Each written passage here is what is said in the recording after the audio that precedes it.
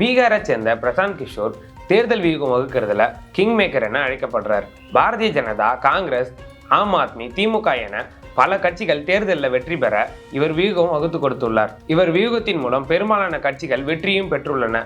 2012ஆம் ஆண்டு குஜராத் சட்டசபை தேர்தலில் நரேந்திர மோடி முதலமைச்சராக பதவியேற்க இவரது வியூகம் காரணமா இருந்துச்சு. இவ்வளவு ஏன் 2021ல் திமுக ஆட்சி அமைக்கவும் இவரோட வியூகம் ஒரு முக்கியமான காரணம். இதற்கு இவர் பல கோடி ரூபாய் ஊதியமாகவும் பெற்றுக்கொண்டார். ஒரு கட்டத்துல தேர்தல் வியூகம் வகுக்கிறதுல இருந்து ஒதுங்கி சமூக ஆர்வலராக மாறி ஜன்சுராஜ் என்ற ஒரு இயக்கத்தை தொடங்கினார். பின்னர் அந்த இயக்கமே அரசியல் கட்சியாக உருவெடுத்தது. கட்சியை வளர்த்தெடுக்க சொந்தமாக வியூகம் வகுக்க தொடங்கின அவர் பீகார் முழுவதும் சுமார் 4000 கிலோமீட்டர் நடைபயணம் சென்றார். சென்ற இடமெல்லாம் அவரை காண ஏராளமானோர் திரண்டதால் உற்சாகமானார் பிரசாந்த் கிஷோர்.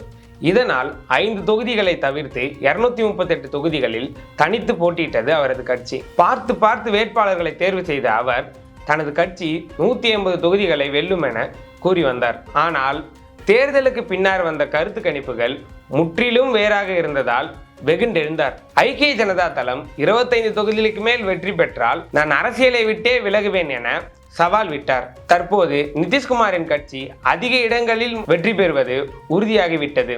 பிரசாந்த் கிஷோர் மண்ணை கவுவார் என்பதும் தெரிந்துவிட்டது. தேர்தலில் தோற்றால் அரசியலை விட்டே விலகுவேன் என்ற வாக்குறுதியை நிறைவேற்றுவாரா பிரசாந்த் கிஷோர்?